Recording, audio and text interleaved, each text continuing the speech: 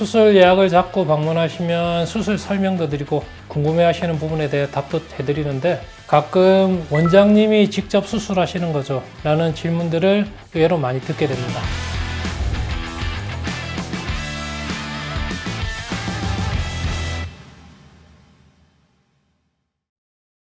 안녕하세요. 우리 동네 외과의사입니다. 아무래도 뉴스를 통해서 의사가 아닌 간호조무사나 사무장이 대리수술을 하거나 수술 중에 의사가 수술실을 비우고 의료사고가 나고 그리고 작년 9월 그러니까 2023년 9월부터 수술실 CCTV가 의무화가 되면서 많은 이슈가 되다 보니까 이런 질문들이 나오는 것 같습니다.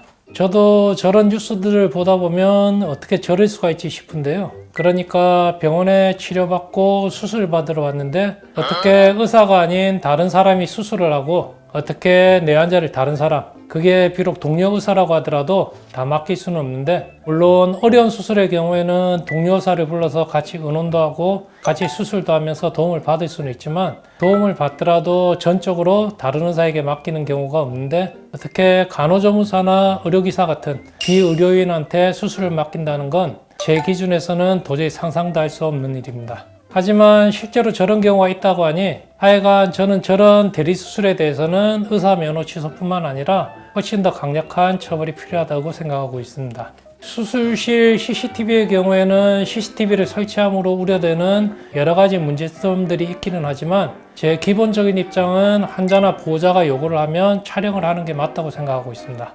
앞서 말씀드린 대리수술이나 의료사고 같은 문제들이 반복되고 언론을 통해서 알려지고 환자는 점점 의사를 믿기 어려워지고 이렇게 환자와 의사 사이의 기본적인 신뢰가 의심받는 상황에서는 논란은 있겠지만 기본적인 신뢰관계 회복을 하는데 CCTV가 도움이 될 수 있지 않을까 생각하고 있습니다. 저 같은 경우에는 기본적으로 CCTV 설치에 찬성을 하는 입장이지만 또 다른 한편으로는 CCTV의 의무화에 대한 우려도 있는데요.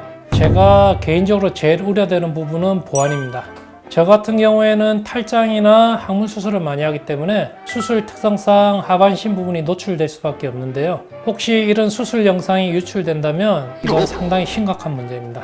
이러한 보안 문제는 병원 입장에서도 상당히 골치 아픈 문제지만 더 심각한 건 만약 영상이 유출되면 환자 입장에서는 돌이킬 수 없는 상황이 될 수 있기 때문에 이런 영상 보안과 관련한 엄중하고 철저한 대책이 꼭 필요하다고 생각합니다. 당연히 각각의 병원에서도 보건복지부에서 정한 CCTV 가이드라인에 따라서 보안 대책을 마련하고는 있지만 아무래도 각각의 병원에서 취할 수 있는 보안 능력은 한계가 명확합니다. 혹시 도둑이 들거나 아니면 해킹을 당할 수도 있기 때문에 제 생각에는 이런 보안 문제는 각각 병원 단위가 아니라 국가 차원에서 대책을 마련해서 수술실 CCTV에 대한 통합적인 보안 시스템을 구축하고 국가 차원에서 전문적으로 관리하는 쪽으로 개선돼야 한다고 생각을 하고 있습니다.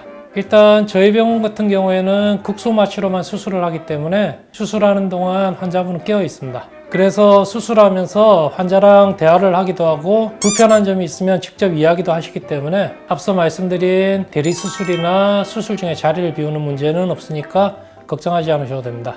하지만 한 명의 외과의사로서 그동안 논란이 되어 왔던 수술실 CCTV에 대한 개인적인 의견도 말씀드리고 싶었고 특히 보안에 대한 대책은 하루빨리 세워지면 좋겠습니다. 오늘도 시청해 주셔서 감사드리고 우리 동네 외과의사 신상현이었습니다.